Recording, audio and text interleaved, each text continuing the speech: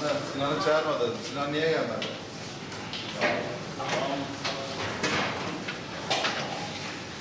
Buradan şeker varsa getirmiş onun üstüne koy.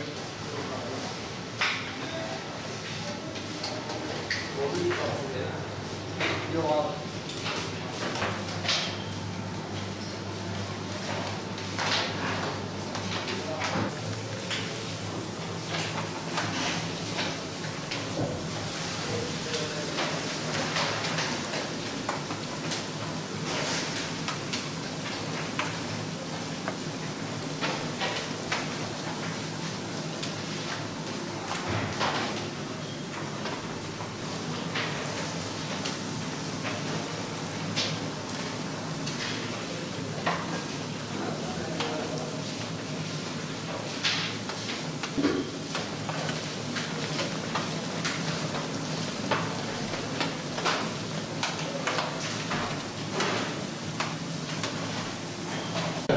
Mübarek Kurban Bayramımız yine geldi çok şükür.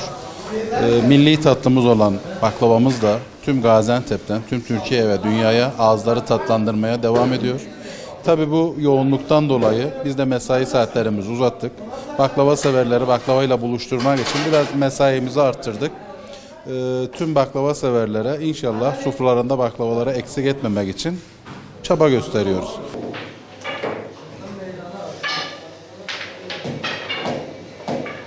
Yani baklava denince akla Gaziantep geliyor. Tabii Gaziantep'ten de tüm Türkiye'ye yayıldığı için işlerimiz çok şükür elhamdülillah artıyor. Çalışma saatlerimizi arttırıyoruz. Tabii tüm baklava severlerin evine baklava yetiştirmek için çaba sarf ediyoruz. Tabii bayram gününde de yine baklava severleri ve dışarıdan gelen, Gaziantep'e gelen ziyaretçileri boş göndermemek için bayramın da çalışmaya devam edeceğiz.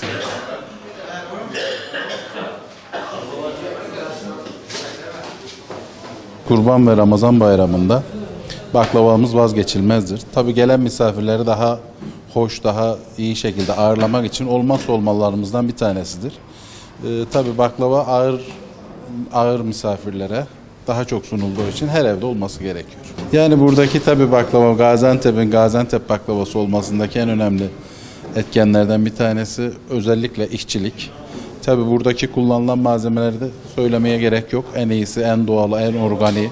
Özellikle şunu vurgulamak istiyoruz. Ürünlerimizde hiçbir katkı maddesi yoktur. Doğal şeker kullanılıyor.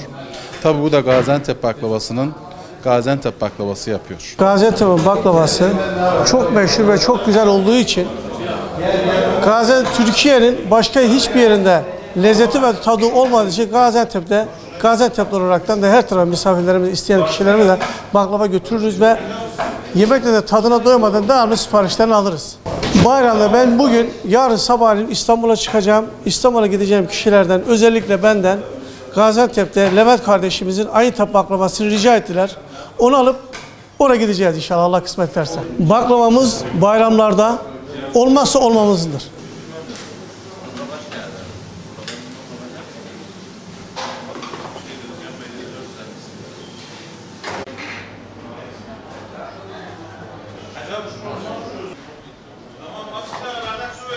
Evet. Abi işte ya şu tamam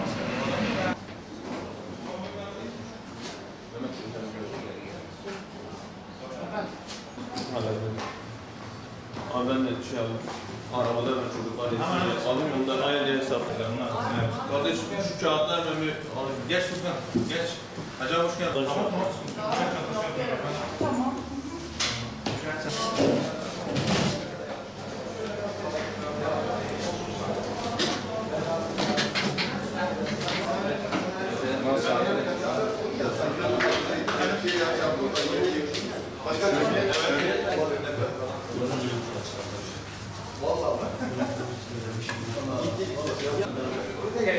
Boçak karşılığında yine boçak falan bir şey.